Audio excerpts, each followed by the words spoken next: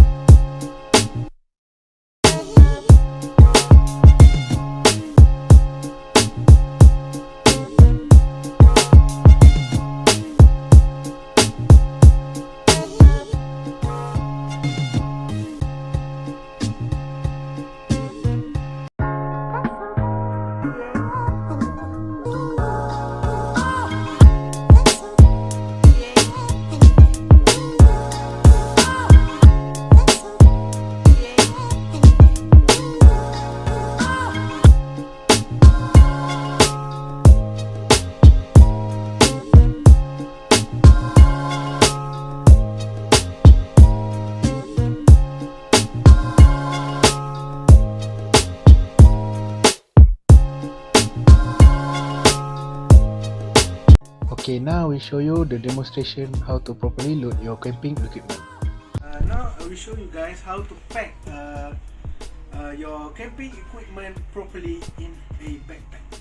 So the backpack that I will use is my army backpack. So one thing that I like about this backpack is that this backpack has many mini pockets. So I can put my cup, torchlight, my spoon and fork, and my bowl and my bottle. Okay, and so first thing I will put my cup, spoon.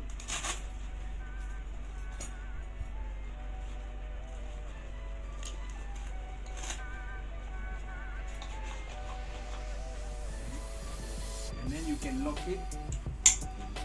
And then for torchlight, you can also put in the pocket also, and you can lock it.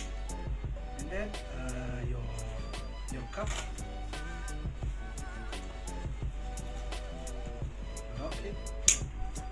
And then for your bottle, so your bottle, in this bag, I like to put it in here. There is also a pack, so you can put bottle here. So now it is done to put all the mini equipment. Now I will show you guys how to put to arrange your item according to on trail and off trail.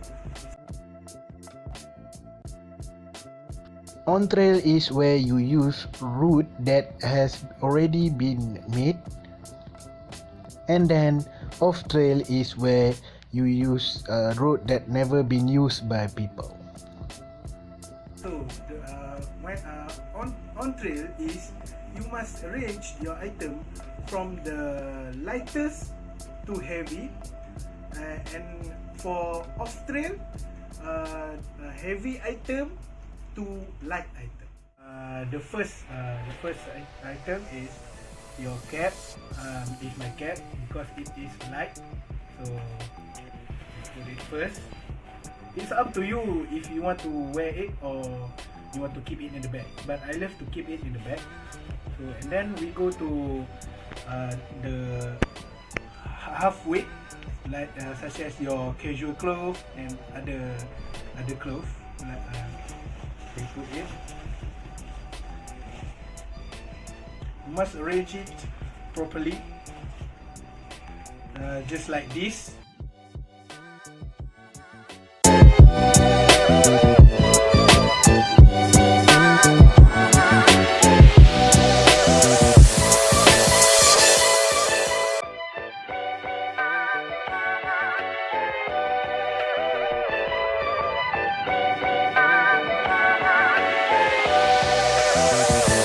After that, we will go to the heavy item.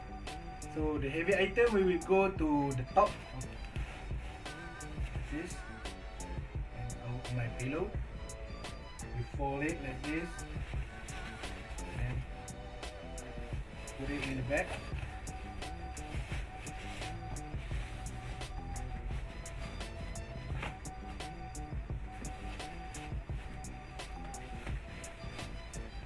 Then we lock it.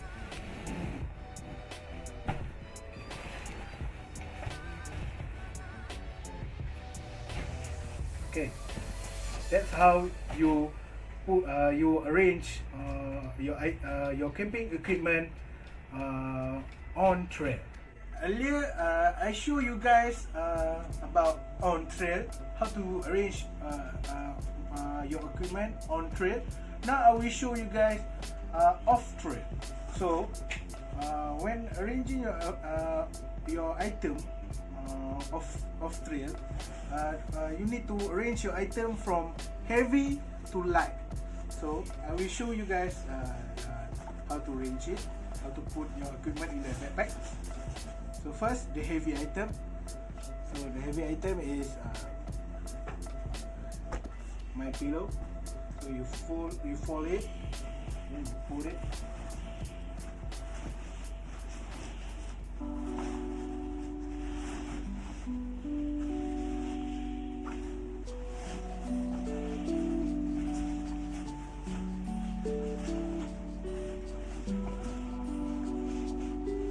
Okay, and then put your blanket.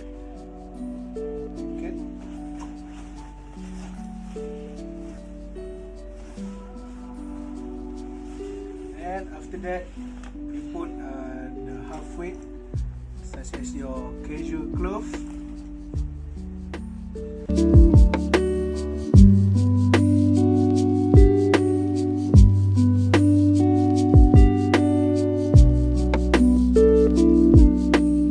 By the way, this is my raincoat.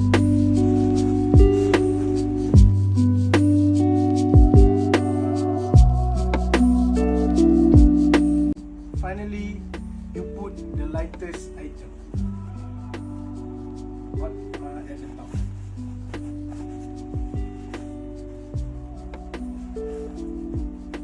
And then you lock it. Okay, that is how you arrange your item off trail. So another one is if you want to put your tent back, you can put it here. So as you can see here, there is 2 lock. So here 2 lock. So you put the bag here and then you lock it.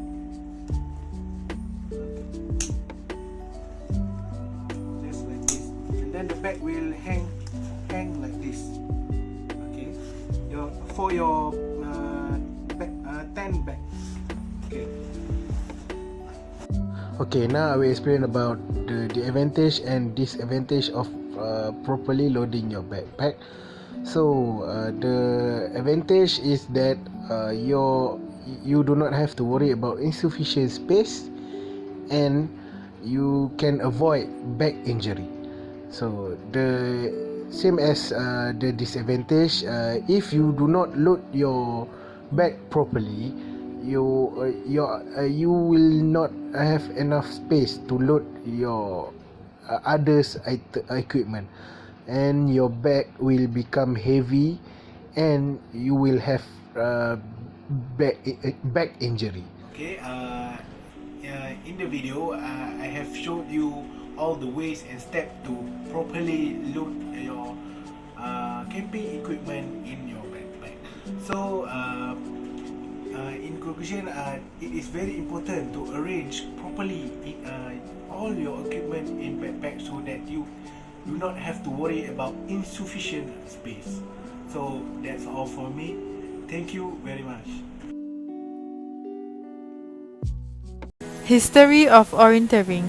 Orienteering begins in the late 19th century in Sweden. The original Swedish name for orienteering is orientation, was first used in 1886 and meant the crossing unknown land with the aid of a map and a compass. Orienteering grew from military training in land navigation into a competitive sport for military officers than civilians. The name is derived from a word root meaning to find the direction or location. Ernst Kilander, its creator, can be rightfully called the father of orienteering. Definition of orienteering. Orienteering is essentially a race where the biggest challenge is finding waypoints in woods and urban parks. Competitors, called runners, venture into unfamiliar and disorienting terrain. Using only a map and a compass, they must locate a preset route through a series of checkpoints before they can cross the finish line. Types of orienteering. Classic. A classic orienteering competition, otherwise called cross-country orienteering, is a race where runners must find a number of checkpoints in a specific order before reaching the finish line. The winner is the person or team who completes the course fastest. Second, relay. Relay orienteering is like cross-country orienteering, a race through a set of checkpoints that orienters must reach in a particular order. The difference is that each member of a relay team runs one leg of the race alone with their own map. Team member must wait until a previous runner finishes a circuit before they can start their own leg of the race. The team with the fastest overall time wins. Third, score. Score orienteering allows participants to reach each checkpoint in any order they wish. Each checkpoint is assigned a point value determined by its distance from other controls or the difficulty of getting to its location. Some score competition can last for 24 hours. Fourth, sprint. Sprint orienteering events are shorter races held in urban or park environment where running is easier. Runners must reach checkpoints in a preset order, but the point of a sprint event is speed and quick decision making. Lastly, Motala. Motala orienteering, named for a town in Sweden, is a longer race wherein participants navigate 3 different courses as part of a single contest. All teams in a Motala race start at the same time. The loops that each team runs are assigned individually so that no 2 teams will run them in the same order. Orienteering course. Most orienteering courses are of the point-to-point variety with a start, a series of controls to be visited in a designated order, and a finish. Usually, the orienter does not see the map and the course until after starting. However, at small local events, the map may be familiar and orienters may copy their courses from a master map before starting. There are usually several courses available at mid, ranging from white, a short beginner's course, through yellow, orange, green, brown, and red to blue, a long expert course. Orienteering equipment. First, map. Any kind of map may be used for orienteering. but the best one are detailed 5-color topographic, may develop especially for the spot.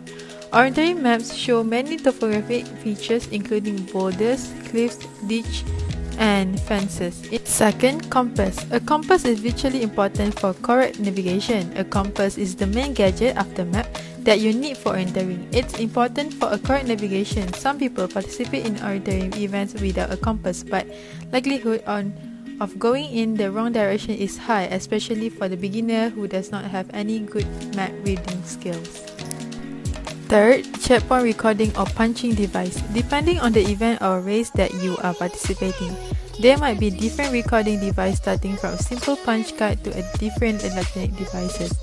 Control card is used to prove that you have visited all the control points in the right order. Fourth, control card. The control card is given to you at the start of an event with the map.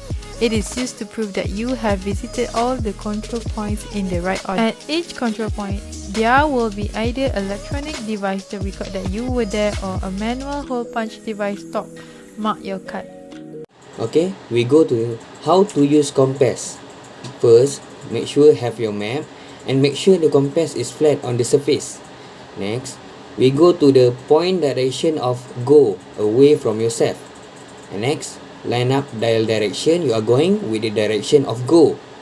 For example, I want to go to west, so I align W up with the direction of go.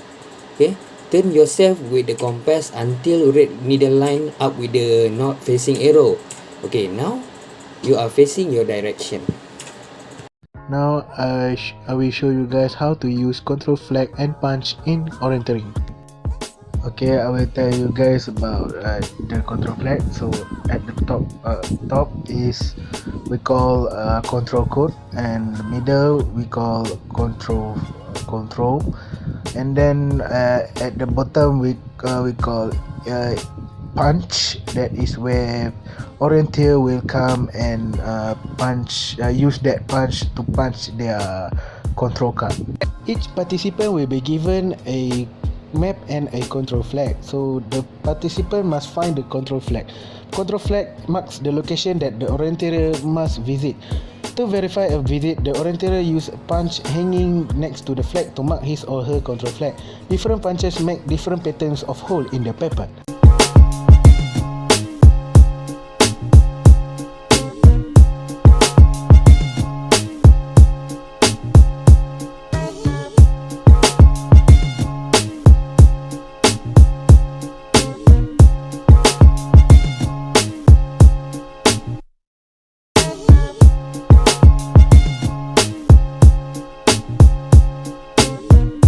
So this is the picture of control card. Each participant is required to carry a control card and to present it at the start and hand it in at the finish. The control card is marked by some means at each control point to show that the participant has completed the course correctly. If the participant found a control that doesn't have on their map, they cannot mark it. If they mark it, it will deduct their point.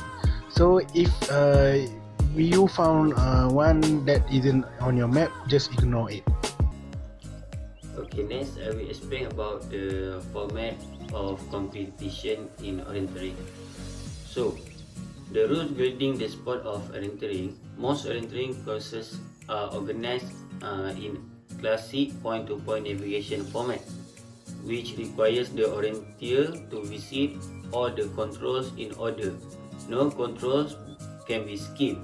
The object is to find all the controls as quickly as possible.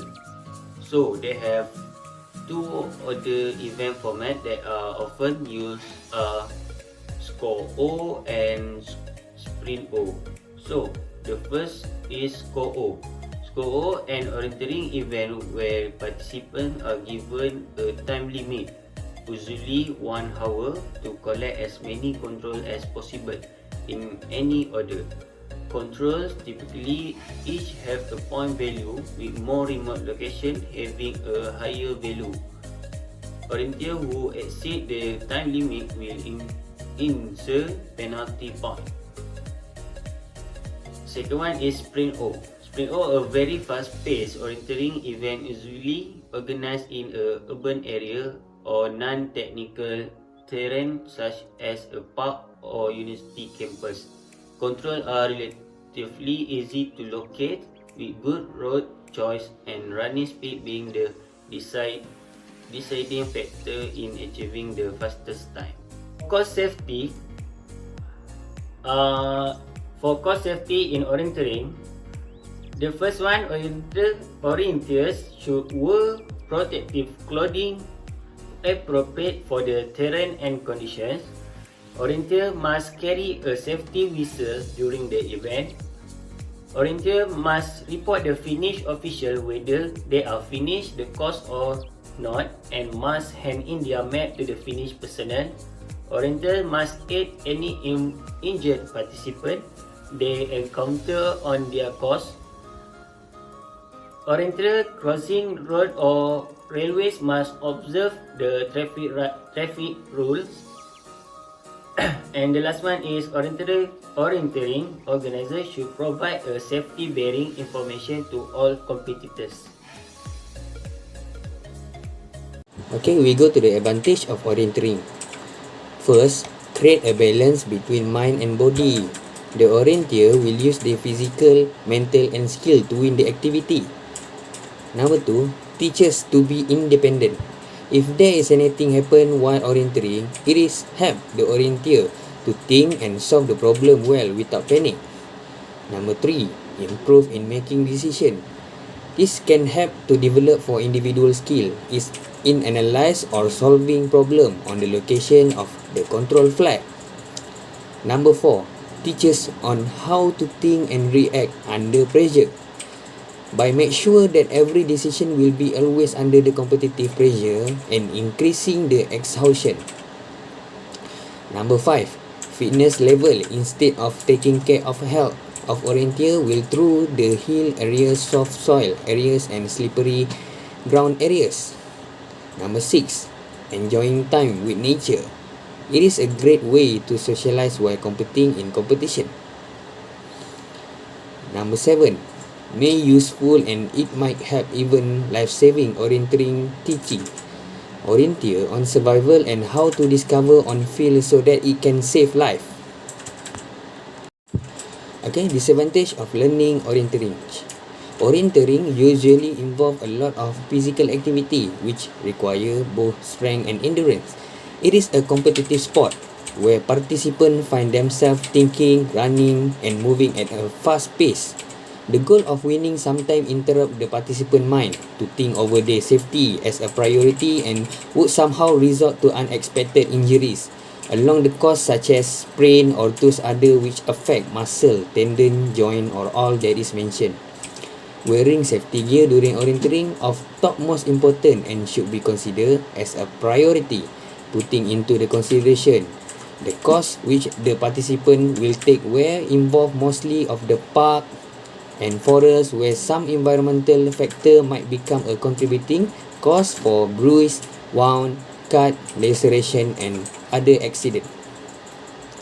Another reason why orienteering require in the participant to learn navigating skill is that the probability of getting lost during the course is indeed high given the kind of trail that the participant have to track.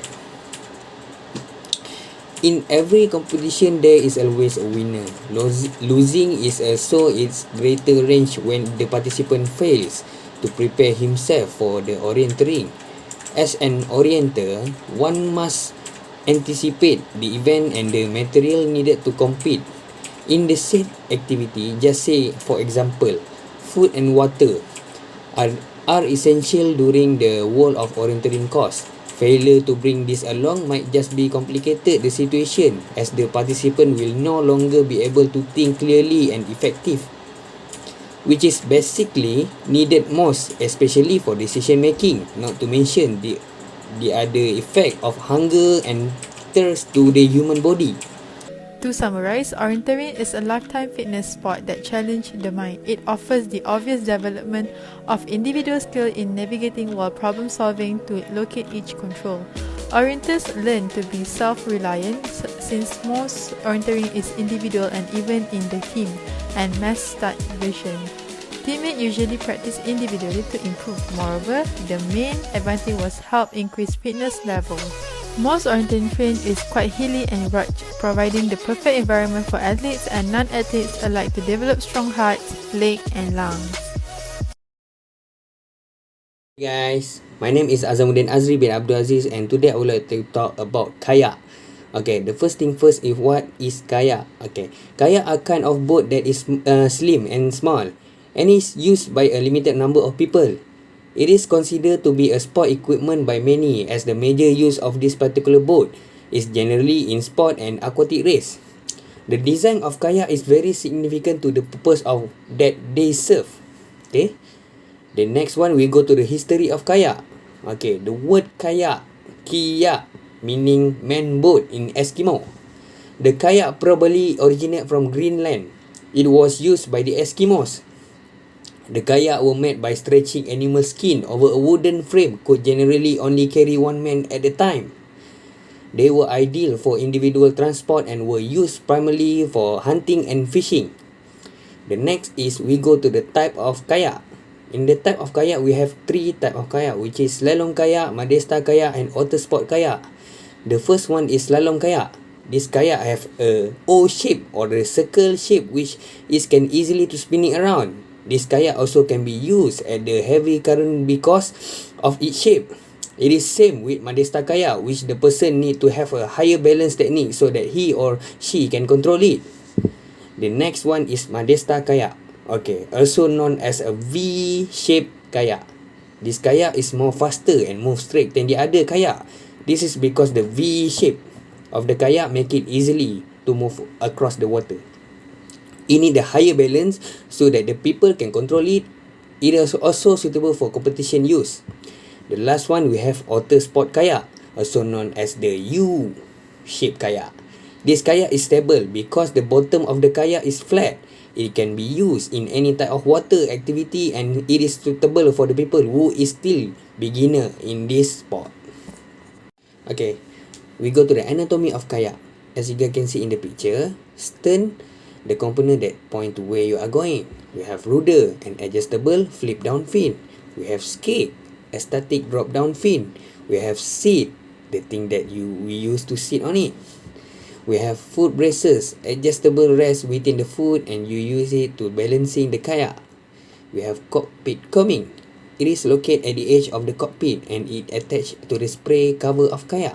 We have cockpit, place that you enter and sit inside the kayak. We have deck rope.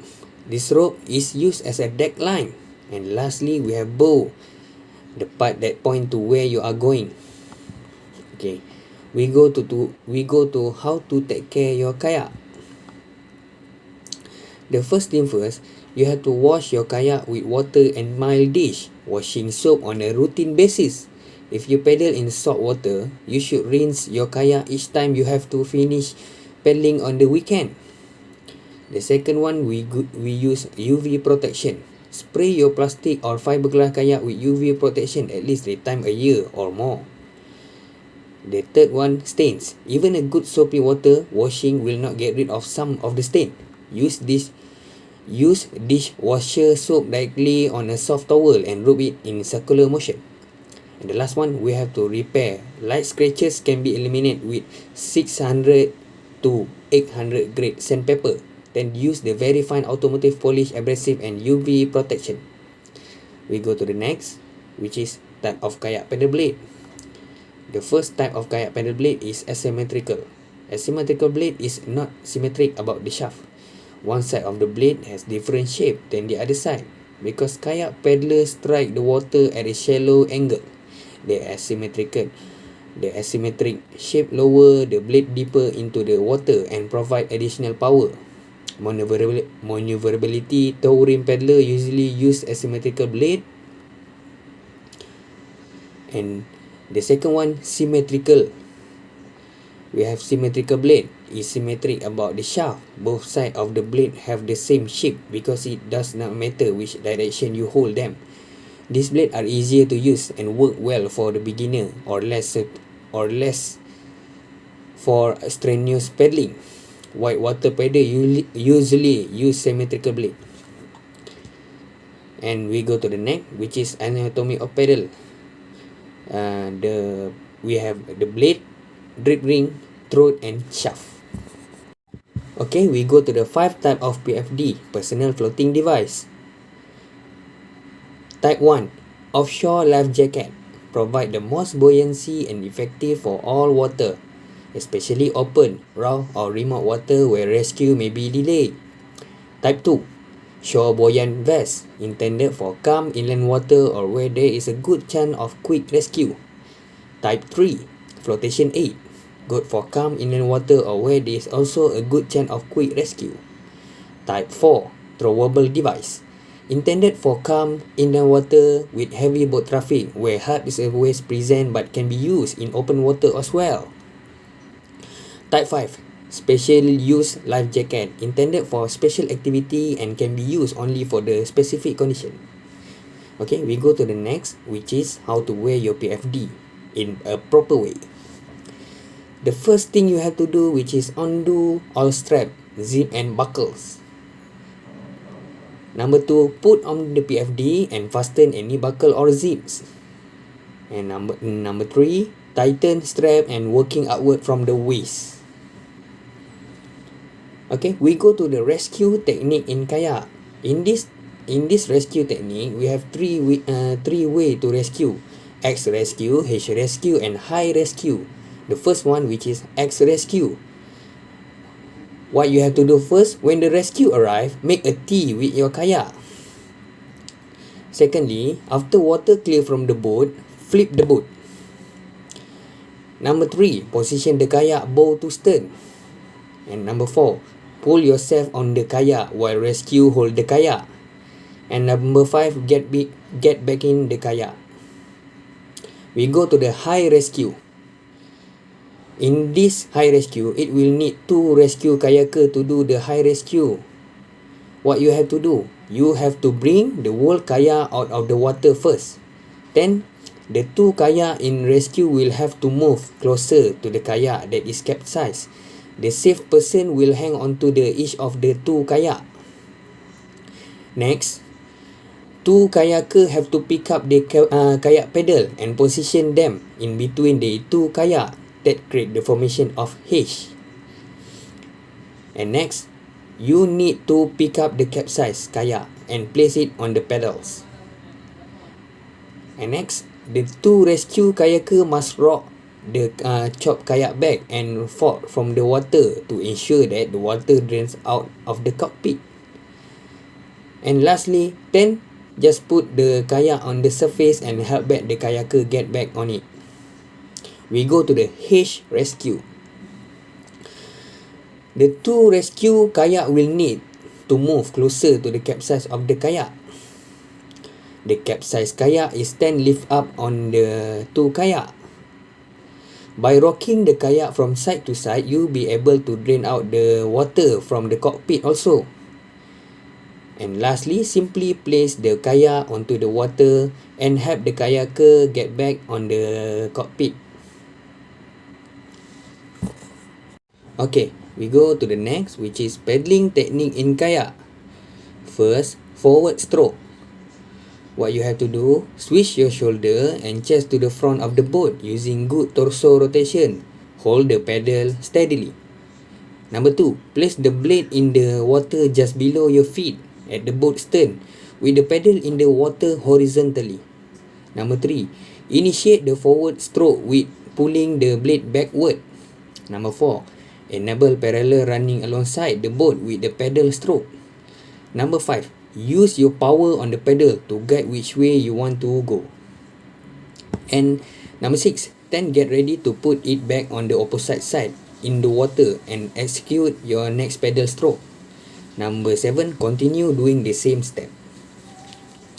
We go to the backstroke. What you have to do first, which is backstroke, is the same as the forward stroke but doing it the opposite way. Put the paddle behind you while you keeping the paddle blade vertically. Then put the pedal in the water and push the blade forward while bringing it back to the feet. This will propel the boat backward. Number 5, keep the grip firmly so that you can control the kayak. We go to the forward sweep. What you have to do first, place the pedal up near your toes. Keep the shaft nice and horizontal. And then put the blade in the water and pull it backward with a little power pull. Number 4, the kayak then will spin depend on what direction you want to guide it. We go to the backward sweep. What you have to do first, the backward sweep start at the back of the boat. Place the blade behind your seat. Put the blade in the water and push forward with a little power with one push. Then the boat will rotate. Okay, we go to the next, which is alternate combination 3/16 stroke. What you have to do first, this technique require the combination between forward sweep and backward sweep. Okay, first step is you start on your left using forward sweep. Number 3, after that on your right using backward sweep. Then number 4, this will make the boat spin easily. Do not sweep very slowly and do not put too much power. Okay, we go to the last stroke, which is draw stroke. What you have to do first, pedal goes slightly at your rear end to keep your rear end from the sliding out. Next, make the pedal vertically. Number 3, face the pedal with your body and get with your top hand over the bottom hand. Number 4, put the blade on the water and the blade will act like keel. And lastly, the kayak will slide according to the direction you make. Okay, we go to the signal in kayak. The first signal, which is stop. Move pedal up and down. Okay. Next signal, which is rough. Get her to come to me. Hold the pedal straight up. Okay. Next is direction, where you want to go, left or right. Okay, the last one, which is emergency. Attention, waving pedal for when possible. And next we go to the kayak formation. First formation, which is single line. This formation format forward movement at the same time. Next formation, which is double line. If the line too long, make it 2 because it easy to handle. Also, this formation can see each other. Next, which is abreast. 2 or more people are next to each other and moving in the same direction. This formation will foretell any information and also go for in one group. Last formation, which is diamond. This formation more to rescue when the other paddler are in the condition beyond what they can normally handle. With same technique, this is to go forward movement together. Okay, safety tips before involved in kayak activity. First, always wear a life jacket because according to the American Canoe Association, 48% of all kayak fatalities are due to not wearing a life jacket. With regard to canoeing, that percentage is remarkably high at 85%. This means that you can cut your risk of dying when kayaking in half simply by wearing a life jacket. Number 2, dress according to the weather condition. Remember that better to overdress than to be too cold. Check the weather forecast before you go. Even checking the water temperature is a good idea. Better safe than sorry, right? Be prepared for sudden change in the weather. Number 3, we follow the local boating rules. Make sure that you know the local boating rules. If you are the only person boating, you are in luck for 2 reasons. You'll be able to enjoy your surrounding in peace and solitude. And you won't have to pay attention to the other watercraft. If you're not alone, though, there are few things you should take into account. Okay. Number 4, consider wearing a helmet. If you are kayaking in a raw water such as fast flowing river and rapid, it is solid idea to wear a helmet in a place you might even be required to wear a helmet when boating. Number 5, pick a suitable kayaking location depending on your skill level, experience, ability and ambition. The most suitable kayaking location will vary. However, every kayaking location has plenty of spot to go as shore, easy launching access and low boat traffic. Okay, for the conclusion, the information which is given here can be used by any paddler whenever wanted. Following all the information make paddling safe as well as fun. It is provide all the related information for the beginner to choose and the right place and to reduce risk while paddling. It is important to know to each paddler for the upcoming situation and handling it in the right way. Many paddlers have faced difficulty and some of them have lost even life due to the lack of proper information about paddling. Even experienced paddlers have crossed dangerous situation while paddling. All paddlers should have the right information to reduce the risk and enjoy paddling. It is world famous sport with less risk comparatively with the other sport. Thank you. Okay, that's all from me. Thank you guys for watching my video. I hope you guys can enjoy. And sorry if I make mistake in this video. That's all from me. Thank you.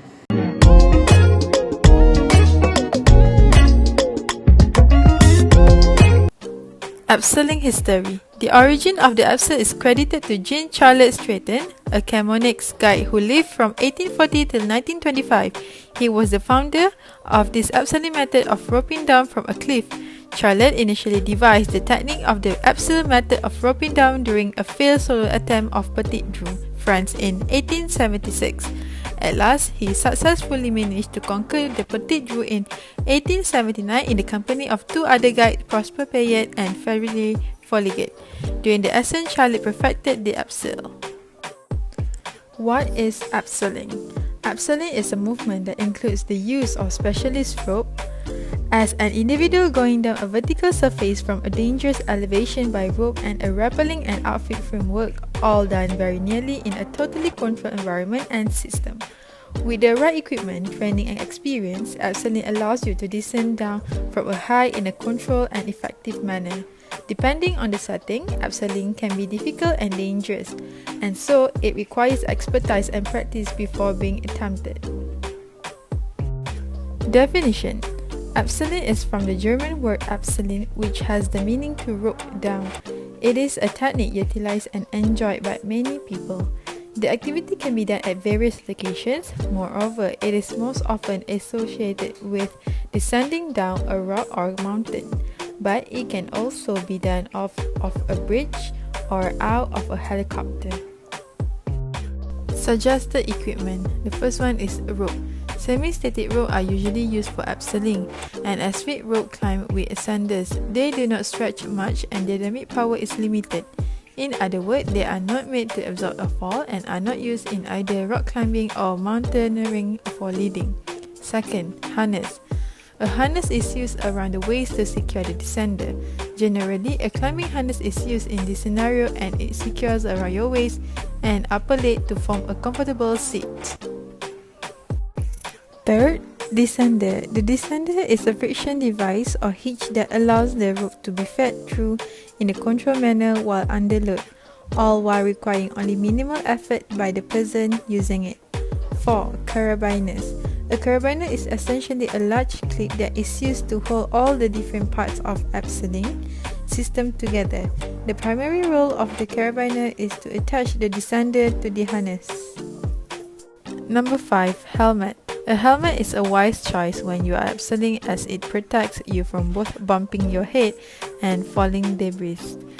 A helmet should sit centrally on your head without wobbling or causing pressure in your temples, while the chin strap should fit snugly but not cut into your chin. 6. Gloves. Gloves serve to protect your hands from the rope as you descend, making the process more comfortable. Gloves are nearly always used by recreational abseilers.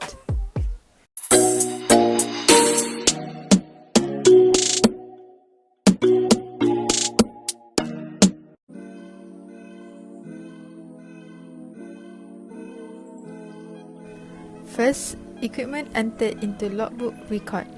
Second, preliminary observation. Verify the presence and legibility of the serial number and CE mark. Verified product lifetime has not been exceeded. Compare with a new device to verify number modification or missing element. Third, checking the moving side plate. Check the condition of safety gate and effectiveness of spring. Verify side plate opens and closes properly. Check also the condition of attachment hole and also the condition of rivets. Fourth, checking the condition of frame, the condition of cam and X axle. Check also the cam's rotation and effectiveness of return spring, the condition of friction plate and the condition of attachment hole and of rivet. Fifth, checking the condition of handle. Verify all handle positions are accessible and well defined. Check the handle return spring is working correctly. Lastly, function check. Perform a function check with device on harness, pulling anchor, side of rope must lock the device.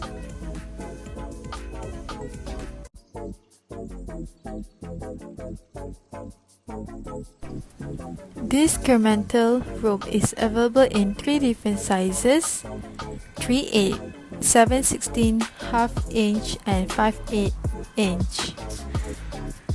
Depending on the diameter or a few different colors to choose from as well, this rope features a durable, chemical-resistant polyester cover over a nylon cut. It will provide great energy absorption while still being firm yet flexible for tying knots or passing through pulley. They actually slim set the cover over the core to prevent slippage. On the diameter, it has an MBS of 6,400 pounds with 3/8 all the way up to 13,000 pounds for the 5/8.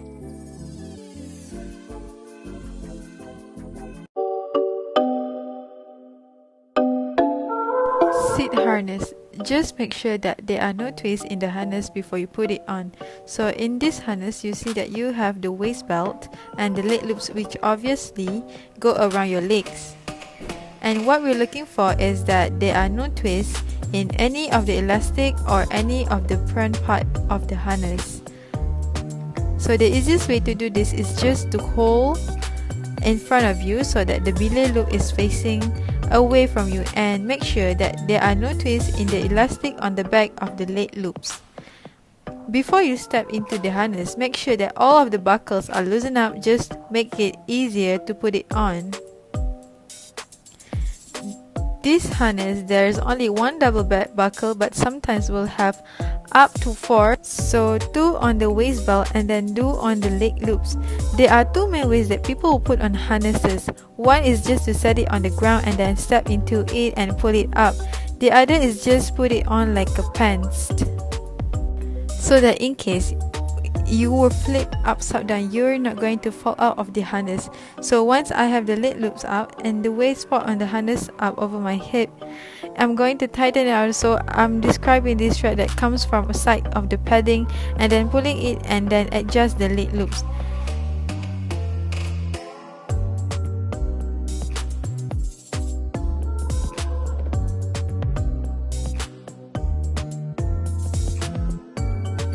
Most important thing that for fit of a harness is ensuring that the waist belt fits you. A good way to check this is by grabbing onto the gear loops and pulling down, making sure. Or you can take a flat hand and insert it into the waistband of the harness, make it fast. You can pull it out. Ideally, when you have the right harness, the padding on the harness will be touching or slightly overlapping. If it suddenly melts out, you don't get a ton of adjustability.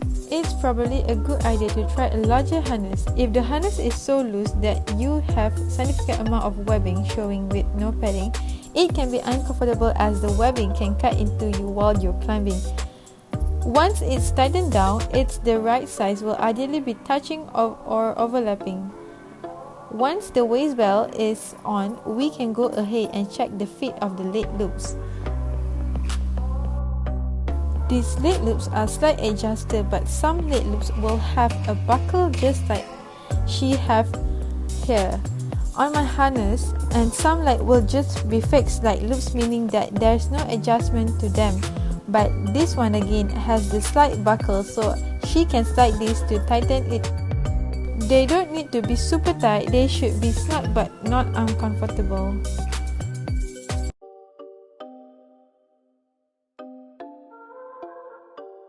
Rope scare. First, don't throw your rope if possible to the ground directly. Use a ground cloth where there is a bag or it's an improvised one, always to tie one end to the bag. This will help you not to drop your partner when you're lowering them off a climb. This is really easy when you do sport climbing. It's whether it's in a gym or indoors, it's very useful to use a brush and brush your rope.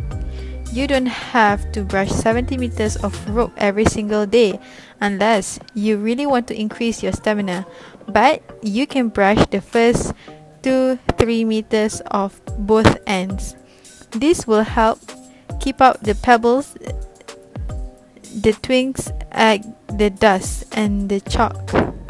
You are in the middle of the season, you've been climbing days in a row, you drag your rope at the base of pretty much every single crack in Spain. It's amazing you are strong, but your rope is really tired. It's really dirty and you still want to use it till the end of the season. So the best thing is go and get a bucket and put some warm water and you can wash. If you don't live in the boot of your car or in a caravan, of course you can use your washing machine as long as you're very careful setting your type of cycle. If you keep it on 30 degrees and you put it on either wool or delicate, you can use the washing machine to clean your rope. On steps that you can ensure that the rat doesn't get damaged during the process is very rare. But it can happen is try to clean the tray where you put the washing powder. If you clean that one and maybe you just rinse the washing machine before, then you can use safely a normal front loading washing machine.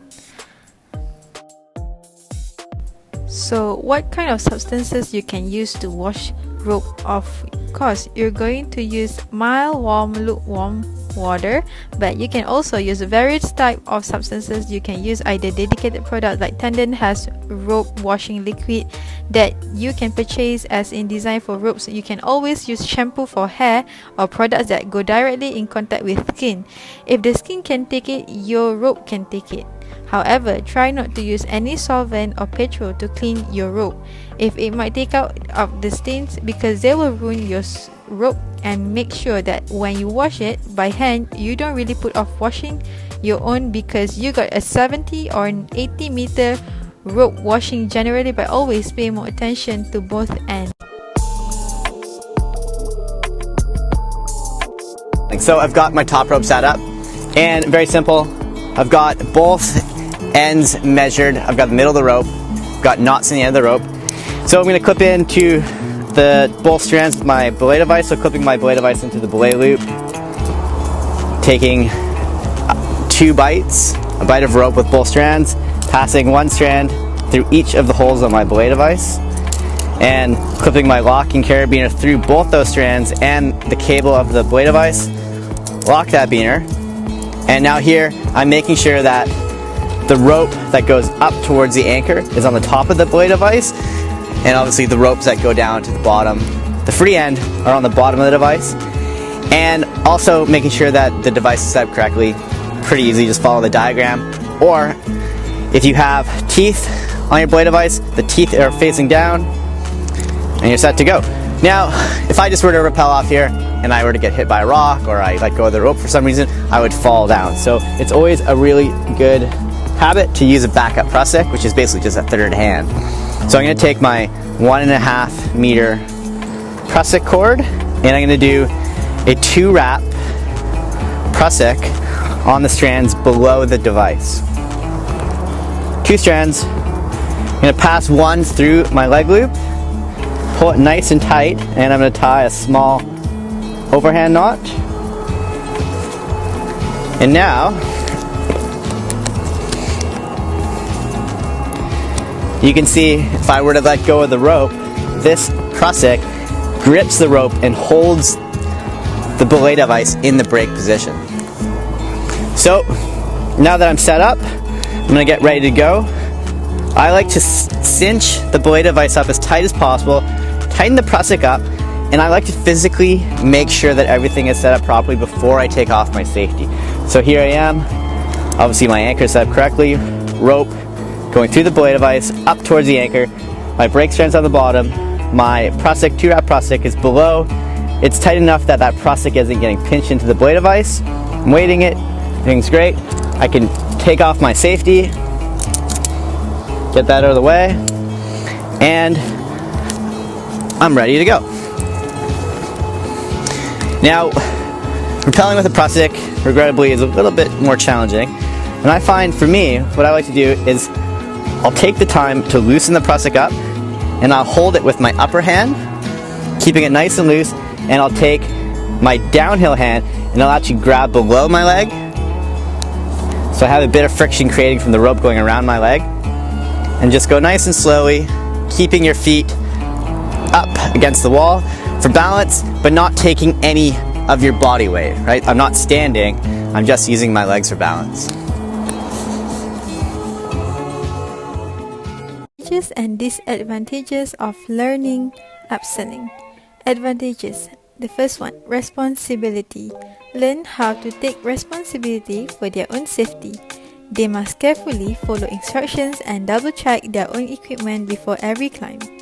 They learn to consider their own safety and the safety of others in different situations. Next, motor skills. Develop hand and finger strength, which helps to improve dexterity and mind-muscle connection. They also gain physical strength in their arms, legs, and their core muscles. Help create neutral pathway across the midline of the brain, reinforcing the mind-body connection. Third, confidence. When someone succeeds at a challenge they have set for themselves, they gain confidence in their ability. Disadvantages. First, danger. Free for rappelling, as with all climbing sports, contain a considerable amount of danger. This can be minimized with proper equipment and training, but it's advised not to try it unless you know what to do. Falling wrong can cause bone breaks, ligaments to tear or stretch, tendons to snap, and muscle to pull. Falling from a great height onto a hard area below can cause severe injuries or worse, death. Skill. One needs to be experienced in abseiling, climbing, and general rope skills before attempting free-fall rappelling. The person controlling your safety line must also be as good as you, preferably better. To summarize, abseiling is the incredibly useful skill of using a rope to get down vertical drops without dying. Abseiling lets you descend from great height at a pace that suits you.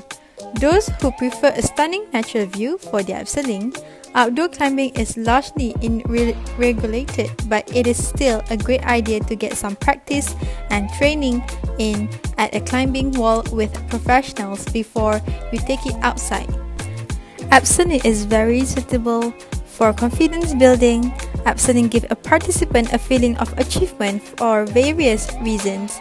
Some may be an achievement in conquering their fear of heights. Others may be a sense of achievement in conquering greater height. In abseiling, confidence building is developed even in the early parts of training and orientation.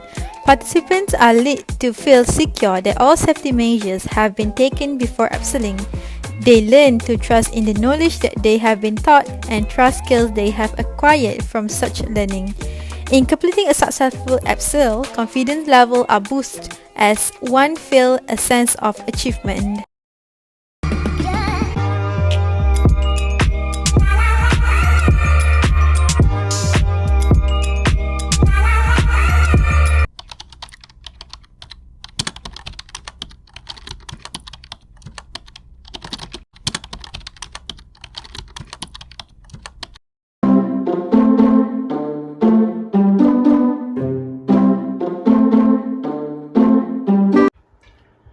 Assalamualaikum warahmatullahi wabarakatuh. My name is MIRZA bin Allah. I'm from Faculty Sports Science and Education, and I'm from campus UiTM Arau Perlis. My student ID is 2018448246. and I'm from semester 5 and from class A. So the topic of review is about survival. Okay, so the first one is I will explain about the introduction of survival. What is survival? Survival is defined in techniques that a person may use in order to sustain life in any type of natural environment. This technique mean to provide basic necessity for human life, which is include water, food, and shelter. The skill also support proper knowledge and interaction with animals and plants to promote the sustaining of life over a period of time.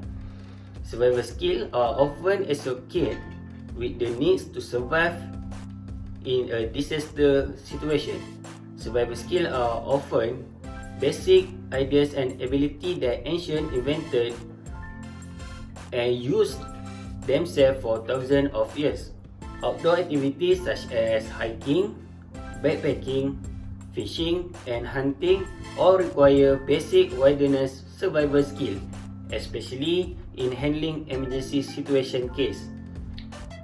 For food, you can eat all edible plants such as fruit, edible mushroom, edible nuts, edible bean, edible leaves, edible moss, and alga. Can be gathered and if needed, prepare, but it mostly must boiling first before you eat. With the exception of leaves, these food are relatively high in calories and it can provide some energy to your body. Plants are some of the easiest food sources to find in the jungle, forest, or desert because they are stationary and can thus be had without exerting much effort. So there are many of type edible plant in the jungle, but you need to keep your strength. The greenery all around you is looking more and more appetizing. Some plants will keep you alive and are chock full of essential vitamin and minerals, while some could make you violently ill or even can cause death. This is example of plant you can eat. So the first one is clover. Clover are actually edible and they are found just about everywhere there's an open grassy area. You can spot them by their distinctive trefoil leaflets. You can eat clovers raw, but they taste better be boiled. Second one is chicory. It's a bushy plant with small blue, lavender, and white flower. You can eat the entire plant. Pluck off the young leaves and eat them raw or boil them. The chicory's roots will become tasty after boiling, and you can pop the flowers in your mouth for a quick snack. So the third one is wood sorrel. Humans have used wood sorrel for food and medicine for millennia. The leaves are a great source of vitamin C. The roots of the wood sorrel can be boiled. They are starchy and taste a bit like a potato. The last one is burdock. Burdock is a medium to large size plant with big leaves and purplish tassel-like flower heads. You can eat the leaf and the peel stalks of the plant either raw or boiled. The leaf can have a bitter taste, so be boiling them, changing the water and boiling them again before eating. It's recommended to remove the bitterness. The root of the plant can also be peeled, boiled, and eaten. So the step how to taste edible plants. They have 4 steps to taste edible plants. Okay, the first one is the first step is place a piece of the plant on your inner elbow or your wrist for a few minutes. If your skin burns, itches, feel numb or break out in a rash, don't eat the plant.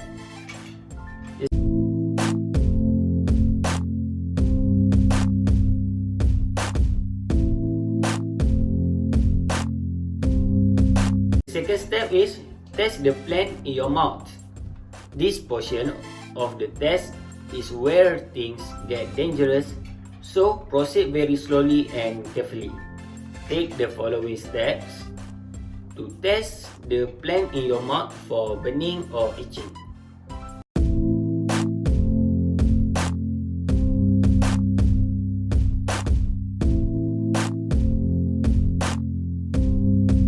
So, the third step is, if the lip test passes, touch to the inside of your mouth and allow 15 minutes for adverse reactions. If the plant tastes very bitter or soapy, spit it out.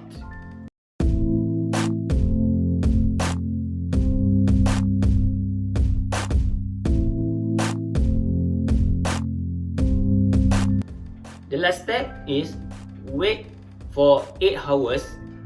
Do not eat or drink anything during this period except purified water. If you feel sick, immediately induce vomiting and drink plenty of water.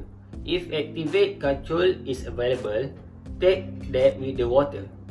Discontinue testing if you experience any adverse reaction.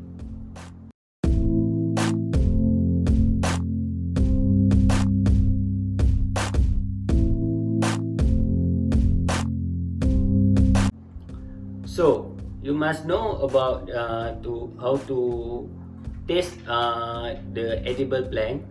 It can avoid ever having to use this method without careful planning. Some plants can be deadly, and even if you follow this guideline perfectly, there is always a chance that a plant will make you seriously ill. You must find a plant that is plentiful. You don't want to go through the rigorous process of testing a plant if there's not a lot of it to eat. Separate the plant into parts. Some plants have edible parts and poisonous parts. In order to test if a plant is edible, you must separate it into the leaf, stem, and root and test each part separately for edibility. Eating even a tiny bite of a toxic plant can cause extreme problem or even die. Survivors expert device this test to determine a plant's edibility. When in doubt, follow this step before chowing down. It's a slow process, but it's necessary. Next, I will explain about the rationale and implication. So the first one is advantage of conducting the correct technique. So when you prepare yourself for wilderness outing in the jungle by learning about the local flora and fauna and carry a guidebook to help you identify plants, even if you are unprepared and cannot find food, you know how to be safe. Depending on your activity level, the human body can go for days without food, and you are better off being hungry than being from poison. So why edible plants are very benefit for survival for many reasons. First of all, there are a lot of wild edible growing near you in the jungle. Chances are good you can find a large number of species where you live, and some of them are likely to be plentiful. Secondly, many wild plants are highly nutritious and can be even more nutritious. If you use the correct technique, you can avoid in your body effects such as poisoning, allergic, vomiting, stomachache, diarrhea, and induce lower blood pressure in your body. So the second one is about implication of consuming wild plants without practicing the edible test.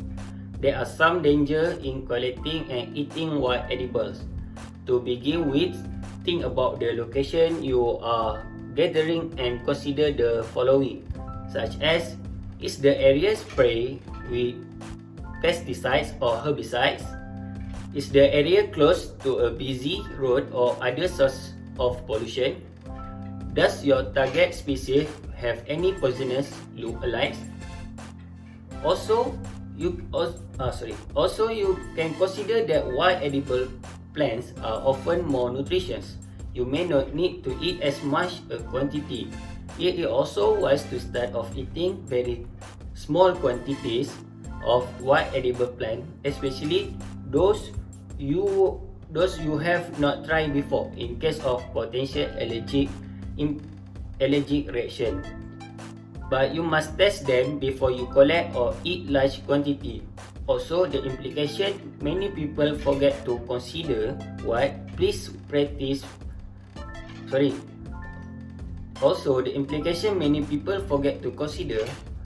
practice wise and sustainable consuming techniques, and it is one of the most important, such as you can get sick from without practicing the edible test and can cause harm your body.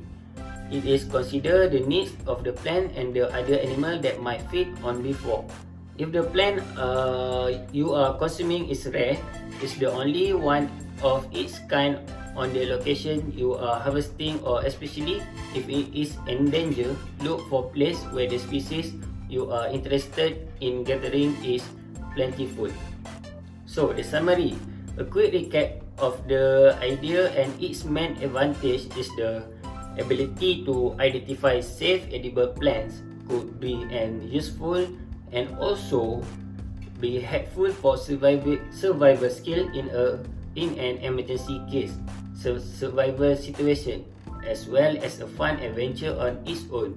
While plant could be a healthy alternative and often has a higher nutritional value, it can also be a fun adventure to forage for food in your local forest. With proper and conducting the correct technique, with careful consideration of safety and potential hazards, edible wild plant can become an exciting and helpful part for survival in the jungle. That's all from me. Thank you.